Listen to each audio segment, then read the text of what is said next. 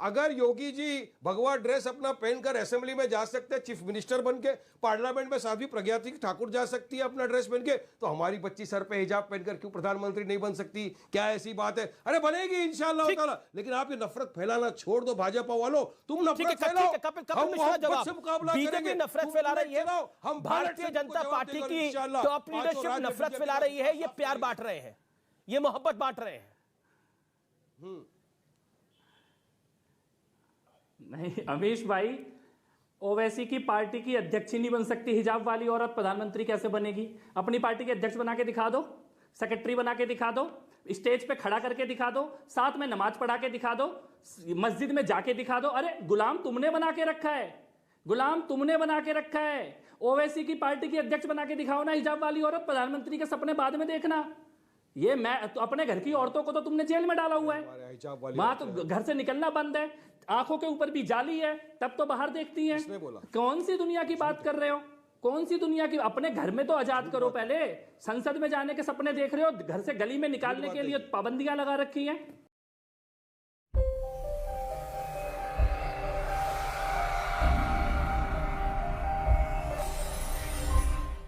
मैं सबसे पहले आपकी बात करता हूं कपिल मिश्रा, और आपसे सवाल पूछता हूं।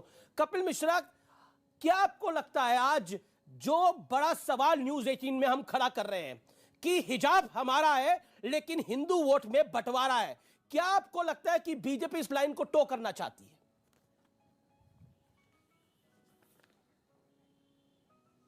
नहीं, बीजेपी इस लाइन को टो करना चाहती है कि ये लाइन बोली किसने?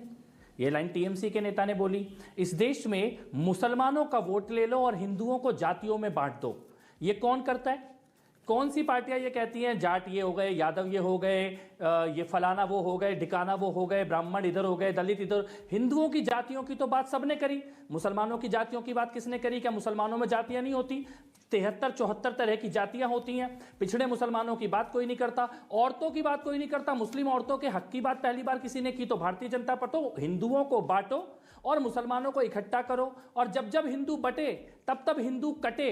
ये कौन करता है? किसकी ये राजनीति होती है? ये सवाल उनसे पूछना चाहिए जो डंके की चोट पे कह रहे हैं कि हम हिंदुओं को बांटने के लिए आए हैं, हिंदुओं को बांटने के लिए आए हैं। हिंदुओं की जातियों के नाम पे जिनकी पार्टियां चल रही हैं बरसों से, खाली जाति के नाम पे, कोई एमवाई का कॉम्बिनेशन बना के बैठ गया, कोई किसी का कॉम्बिनेशन, और खाली जात के नाम पे मुसलमान का वोट लेके जिनकी राजनीति चल रही है, उनसे ये सवाल। लेकिन आज बड़ा सवाल ये नहीं है, आज बड़ा सवाल ये है कि जो लोग ये कहते हैं अमीश भाई कि हिजाब पहनने वाली प्रधानमंत्री बनेगी, वो ये तो बताएं कि उनकी पार्टी का प्रेसिडेंट, सेक्रेटरी, वाइस प्रेसिडेंट, मंडल, ब्लॉक, जिला, कोई हिजाब पहनने वाली को बैठाया है कभी अपने साथ? हिजाब पहनने वाली मस्जिद कब जाएगी? हिजाब पहनने वाली आपके साथ नमाज कब पढ़ेगी? हिजाब पहनने वाली को बगल में स्टेज में खड़ा कब करो? यानी अपनी पार्टी का अध्यक्ष हिजाब पहनने वाली नहीं बन सकती। भारत की प्रधानमंत्री बनाने के लिए सब पहले मस्जिद में जाने का अधिकार दे दो। ये बोल दो कि हिजाब पहनने वाली साथ में मस्जिद जाएगी, हिजाब पहनने वाली साथ में नमाज पढ़ेगी। आपको स्कूल के अंदर तो घुसाना है लेकिन मस्जिद में से उनको भगाना है, ये कैसे चलेगा? महिलाओं के हक को आप केवल तालिबानी कोड में डिफाइन नहीं कर सकते हैं। भारत में महिलाओं जी, तो मेरा ये कहना है कि हिंदुओं को बांटने की और बांटने के बाद काटने की ये पिछले 70 साल से ज्यादा का इतिहास है। अफगानिस्तान का, पाकिस्तान का, बांग्लादेश का, भारत के बंटवारे का, ये भुलाया नहीं जा सकता है। तो रुको जरा, सबर करो। निवेदन स्वीकार करिए। अब होल्ड ऑन कपिल मिश्रा, जब तक लड़की लगातार वो कह रहे लड़की हूं, लड़ सकती हूं, इसमें हिजाब भी ऐड हो जाए तो क्या दिक्कत है? कपिल मिश्रा,